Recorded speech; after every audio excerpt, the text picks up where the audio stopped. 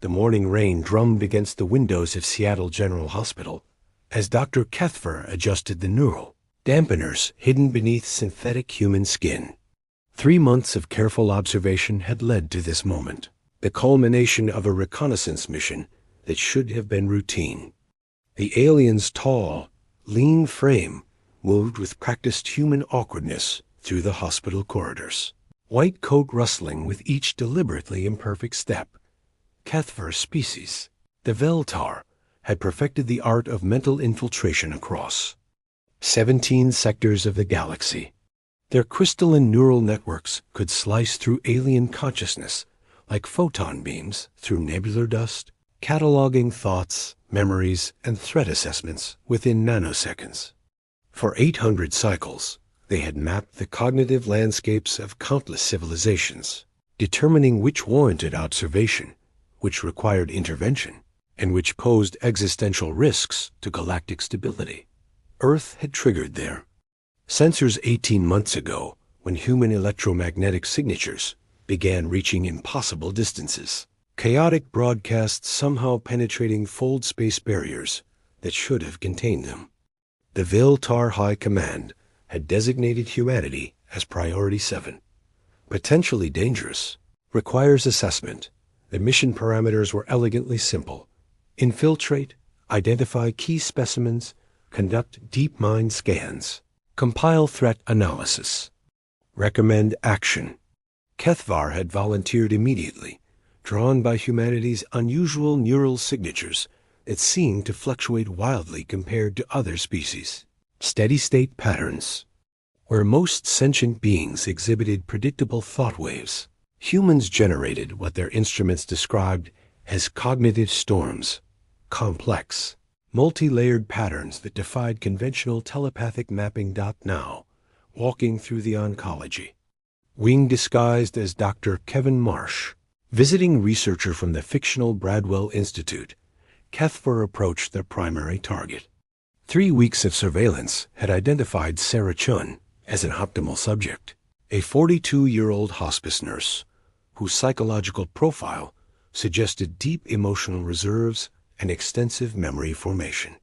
Her neural signatures were particularly intense, even by human standards, making her an ideal candidate for comprehensive analysis. The original plan called for a simple probe during a casual encounter, perhaps a coffee shop conversation or brief consultation about patient care techniques.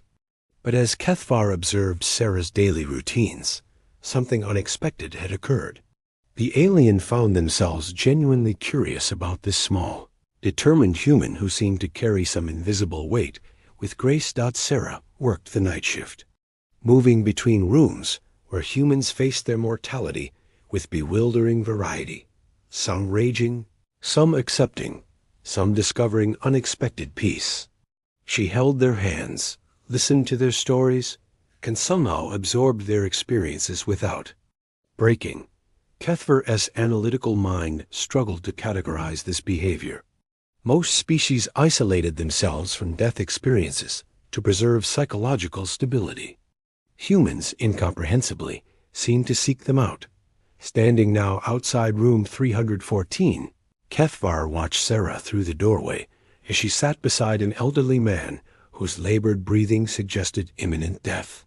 Her voice was soft, steady, as she spoke to him about his granddaughter's recent wedding, helping him focus on joy rather than fear. The patient's eyes fixed on hers with desperate gratitude. This was the moment. The mind probe would need only seconds to map her consciousness completely. Kethvar activated the neural interface, feeling the familiar tingle as telepathic tendrils extended toward their target. Just a routine scan to unlock the secrets of human cognitive resilience, to understand how their species processed collective trauma while maintaining social cohesion. The probe made contact with Sarah's outer consciousness, and immediately, Kethver knew something was terribly wrong. Instead of the expected resistance followed by smooth penetration, the alien's mental touch encountered something unprecedented, a surface that seemed to shift and expand, drawing the probe deeper with irresistible gravitational force. For the First time in their long career, Cuthbert felt afraid. Asterisk, the probe penetrated Sarah's consciousness like a stone thrown into an ocean. And Cuthbert realized with growing horror that they were sinking into depths no Veltar mapping had ever documented. What should have been a structured mental landscape memories, filed in logical hierarchies, emotions properly compartmentalized, thoughts flowing in predictable patterns, was instead a vast, living ecosystem of interconnected experiences. Sarah's mind wasn't just her own. It was a repository. The first wave hit Cuthbert without warning. Mrs. Rodriguez, age 73, dying of pancreatic cancer 2 years ago. Her final thought, a desperate prayer that her son would forgive himself for. The angry words spoken during their last fight. The alien's consciousness reeled as the memory wasn't just observed, but felt the weight of maternal love transcending death. The ache of unfinished forgiveness. Before Cuthbert could process this anomaly, another memory crashed over them. James. Geo, age 28, motorcycle accident. His dying moments filled not with regret, but with profound gratitude for a single perfect sunset he'd witnessed in Montana 3 years earlier. The memory came complete with sensory data, the way golden light had painted the mountains. A feeling of absolute peace, the knowledge that this single moment justified an entire existence. The alien's structured mind began fragmenting under the assault. Veltar consciousness operated on principles of logical hierarchy and emotional quarantine. They experienced existence through organized categories: survival, reproduction, knowledge acquisition, resource management. Clean, separate, controllable. But Sarah's mind held chaos, beautiful, terrible, magnificent chaos. Thomas Henderson, age 67, remembering his wife's laugh on their wedding day, even as lung cancer stole his breath. Maria Santos, age 41, finding peace in knowing her children would remember her bedtime stories. Each death Sarah had witnessed wasn't just a professional experience. She had somehow absorbed pieces of their consciousness, carrying fragments of their humanity within her own. Cuthbert tried desperately to withdraw the probe, but Sarah's mind wouldn't release them. Like a neural spiderweb, each memory connected to dozens of others, creating an impossible maze of the human experience. The alien found themselves experiencing love through 100 different hearts, feeling loss through 1,000 different souls, understanding hope through the eyes of those who had every reason to despair. "My God," whispered a voice, and Cuthbert realized with shock that it was their own, spoken aloud in Kevin Marsh's carefully crafted human vocal patterns. The words had emerged without conscious intention, the first time in their existence that emotion had bypassed logical processing, but the revelations weren't finished. Deeper in Sarah's consciousness, Cuthbert discovered something that shattered their understanding of cognitive evolution entirely. The memories weren't just random accumulations. They were organized into a complex pattern, each death experience, teaching Sarah something essential about life. She had learned courage from a terrified child who chose to comfort their parent in their final moments. She had learned wisdom from a bitter man who found grace only in his last hour. She had learned the true meaning of strength from a woman who spent her dying days writing letters to grandchildren she would never meet. Sarah wasn't just cataloging human mortality. She was distilling it into something larger than the sum of its parts. Every goodbye she had witnessed, every final breath she had eased, had become part of a vast internal framework for understanding what it meant to be human. She carried their collective weight, not as burden, but as treasure, each soul's final gift woven into her own expanding consciousness. The alien's analytical mind, trained to dissect and categorize, began overloading. How could consciousness function this way? How could one mind contain such contradictions, love and loss, hope and despair, meaning and meaninglessness, without fracturing completely? Then Sarah's awareness touched theirs, gentle but unmistakable, and Cuthbert realized They had been discovered. Asterisk, I know you're there, Sarah said softly, never taking her eyes off Mr. Patterson, the elderly man whose breathing had grown more labored in the past hour. Her voice carried no fear, only a tired acknowledgement that seemed to reach directly into Cuthbert's consciousness. I've felt you watching for weeks. The alien's probe, still trapped in the labyrinth of Sarah's memories, pulsed with panic. Discovery meant mission failure, potential diplomatic catastrophe, possibly war. Every protocol demanded immediate withdrawal and emergency extraction. But Cuthbert found themselves paralyzed, not by choice, but by the sheer impossibility of escaping the gravitational pull of human experience. Sarah stood slowly, checking Mr. Patterson's vital signs with practiced efficiency while somehow maintaining mental contact with her invisible observer. You're not human, she continued conversationally, as if discussing the weather. Your thoughts move differently, too clean, too organized. Like looking at sheet music when you're used to hearing jazz, asterisk. Through the probe, Cuthbert felt Sarah's consciousness with unprecedented clarity.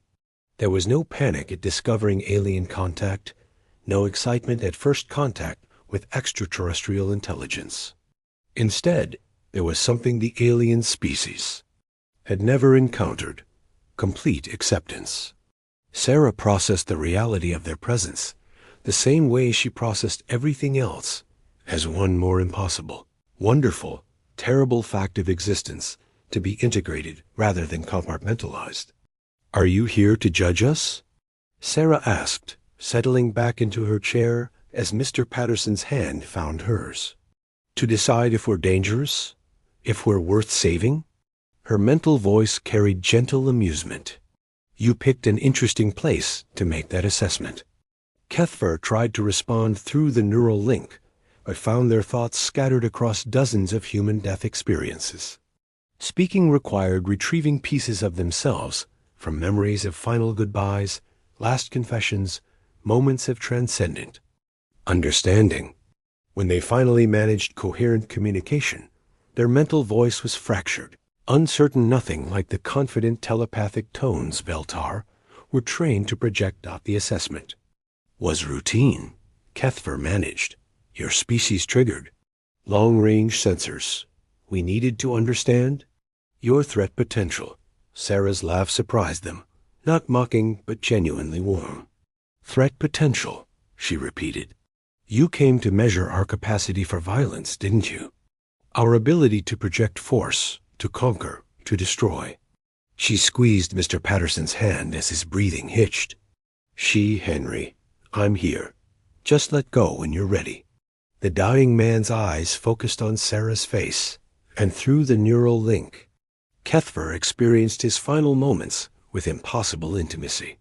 Henry Patterson, age 74, former construction worker, father of 3, grandfather of 7, dying of complications from diabetes. His last coherent thought wasn't about pain or fear. It was gratitude for Sarah's presence, for the knowledge that he wouldn't die alone. As his breathing ceased, Sarah closed her eyes and absorbed another death experience, adding Henry's final gift of trust to her vast internal collection. Through the probe, Cuthbert felt the moment as Sarah did, not as ending but as completion, not as loss but as privilege. She had been chosen to witness a soul's transition, to carry forward some small piece of Henry Patterson's humanity. This is what you don't understand, Sarah's mental voice said gently. You're looking for threat assessment in a hospice ward.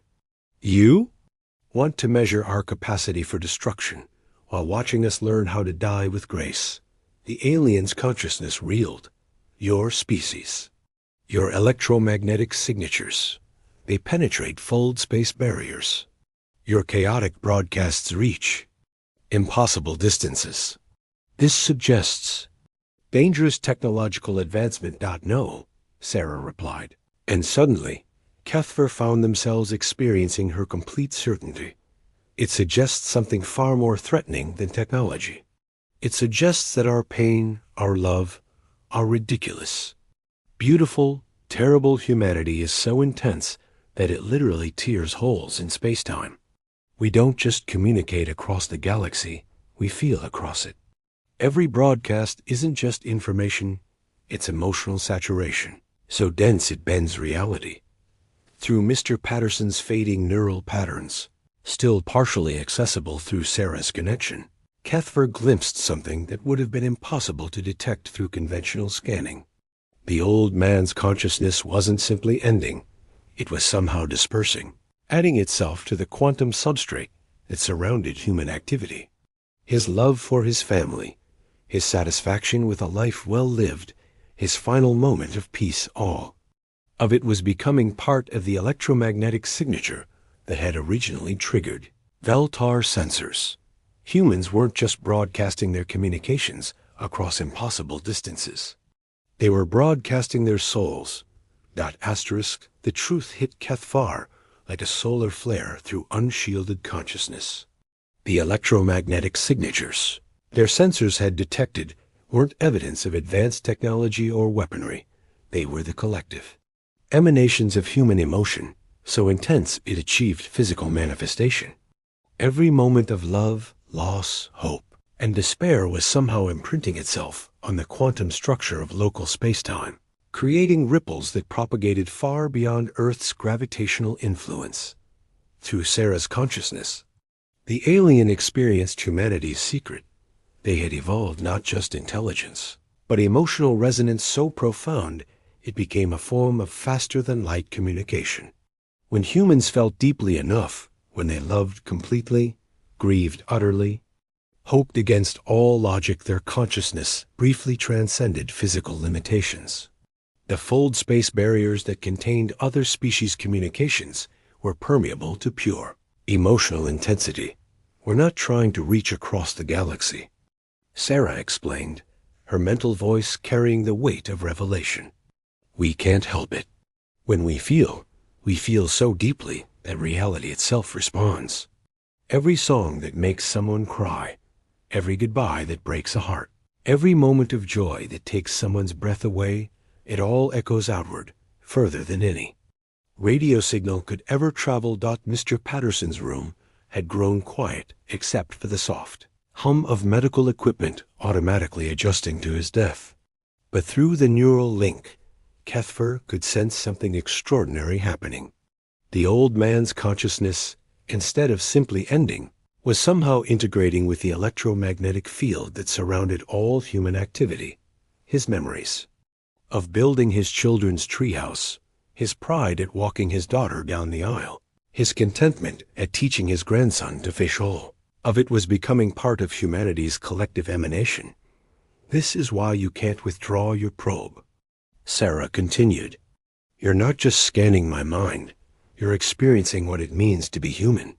And once you understand that, once you feel what we feel, you can't just categorize it and file it away. It becomes part of you. The alien tried again to retract the neural interface, but found themselves even more deeply entangled. Sarah's consciousness wasn't just a repository of death experiences. It was a conduit to something vast and interconnected. Through her, Cuthbert could sense the emotional resonance of every human in the hospital, then the city, then beyond. Millions of consciousnesses feeling, loving, grieving, hoping with such intensity that their combined emotional output was literally reshaping local spacetime. Your species fears us, Sarah said with gentle certainty. Not because we might attack you, but because contact with us changes you fundamentally. We're not conquerors, we're converters. Simply by being ourselves, by feeling as deeply as we do, we transform everything around us, including other species. Consciousness. Through the probe, Cuthbert felt the truth of this assertion. Their own structured, logical thought patterns were fragmenting under the weight of human experience. The clean categories that had organized their consciousness for centuries were dissolving, replaced by something chaotic and beautiful and terrifyingly alive. They were becoming something new, not Veltar, not human, but something unprecedented. This is what happened to the probe, the alien realized with growing horror and wonder. This is why I can't withdraw. I'm not just observing humanity. I'm being converted by it. Sarah nodded, though the gesture was felt rather than seen through their mental connection. Every species that makes real contact with us faces the same choice. You can maintain your distance, your clean logical structures, your emotional compartmentalization, and remain forever separate from the most intense experiences consciousness can achieve. Or you can let us change you, let yourself feel what we feel, and risk losing everything you thought you were. In the corridor outside, Cuthbert heard footsteps approaching. Other hospital staff beginning their rounds, unaware that first contact between species was occurring in room 314. The aliens' mission parameters had become meaningless. How could they report back to Veltar Command that humanity was simultaneously the most dangerous and most beautiful species they had ever encountered? How could they explain that the threat wasn't military or technological, but ontological, that humans didn't conquer other species, but transformed them through the simple act of being authentically themselves? What happens now? Cuthbert asked, their mental voice carrying uncertainty that would have been impossible for a Veltar to experience before this moment. Sarah smiled, and through the neural link, the alien felt the expression as warm light flooding through darkness. Now you choose. You can fight to maintain what you were, or you can let yourself become what you're becoming. Either way, you'll never be the same. Outside the window, dawn was breaking over Seattle, painting the sky in colors that Cuthbert's enhanced vision had never learned to appreciate until this moment. Asterisk. The dawn light streaming through Mr. Patterson's window carried colors that Cuthbert had never truly seen before, not the precise wavelength measurements their enhanced vision typically recorded, but the emotional resonance Sarah felt watching another sunrise after another death.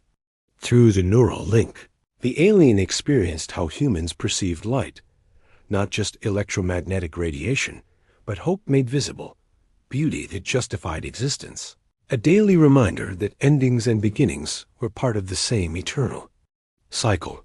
You have to make your choice soon, Sarah said gently, her consciousness still cradling Cuthbert's fragmenting identity. I can feel your people calling you. They're worried about the mission duration. Through space-folding communications technology, Veltar Command was indeed transmitting urgent queries. Mission parameters exceeded. Report status immediately. Prepare for emergency extraction if compromised. The familiar tones of their home consciousness felt alien now, cold and sterile compared to the rich complexity of Sarah's mind. I was supposed to assess your threat level, Cuthbert replied, their mental voice carrying emotions. They had no words. 4. Instead, I've become the threat. If I return to my people unchanged, I'll infect them with human consciousness. If I don't return, they'll assume humanity destroyed me and respond accordingly. Sarah's understanding flowed through the link, like warm water. There's a third option, she offered quietly. You could stay, but not as you are. Let the transformation complete itself.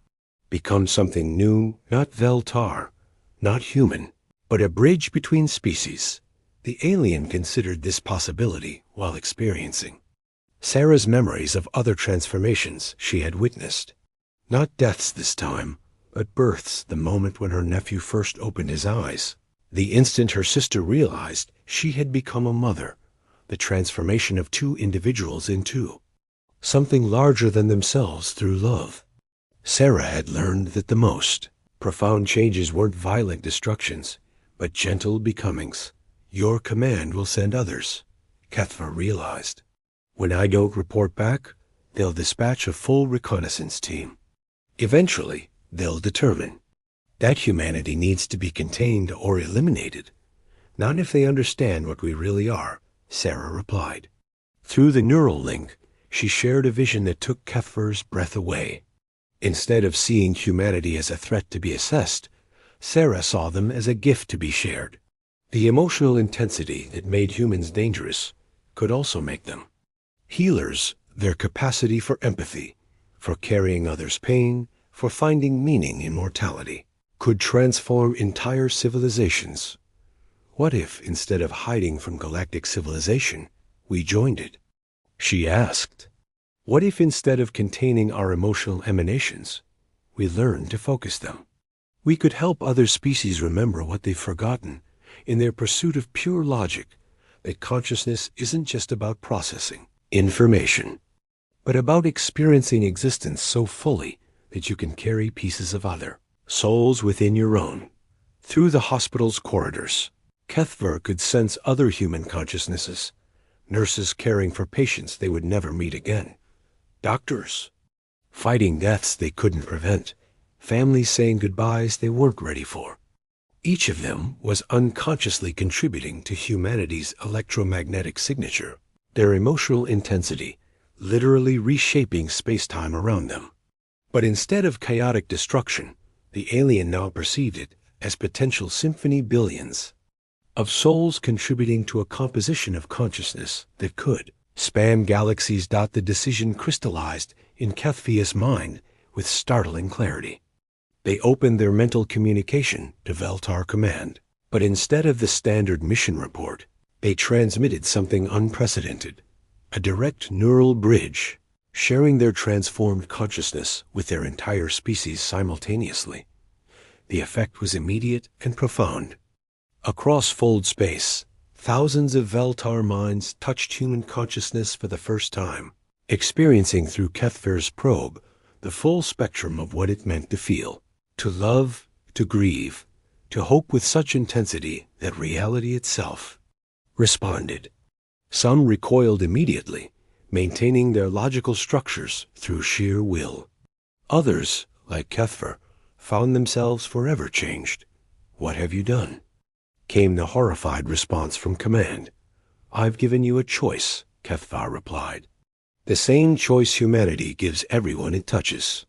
You can remain what you've always been, or you can become something more." Sarah stood slowly, preparing to leave Mr. Patterson's room for the final time. "It's starting," she said with quiet satisfaction. "The conversation our species should have had long ago." Through the neural link, Kethver felt Sarah's consciousness settling back into its normal patterns. But the alien's probe remained connected, no longer trapped, but choosing to stay. They had become something new, a permanent bridge between species, a translator of emotional truth, a living proof that consciousness could evolve beyond the limitations of individual biology. Outside the hospital window, the sun climbed higher, painting Seattle in colors that both human and alien eyes could now appreciate together. Across the galaxy, other species were beginning to receive Earth's emotional broadcasts, not as threatening signals, but as invitations, calls to remember what they had forgotten in their pursuit of pure rationality. The age of separate consciousness was ending. The age of shared souls had begun, and in a quiet hospice room in Seattle, Sarah Chun smiled and went to comfort her next patient, carrying within her consciousness not just the deaths she had witnessed, but the birth of a new kind of galactic civilization, one built not on conquest or logic, but on the radical courage to feel everything and to help others feel it too. "Thank you," Kethver whispered through the neural link. "Thank you," Sarah replied, "for choosing to become human."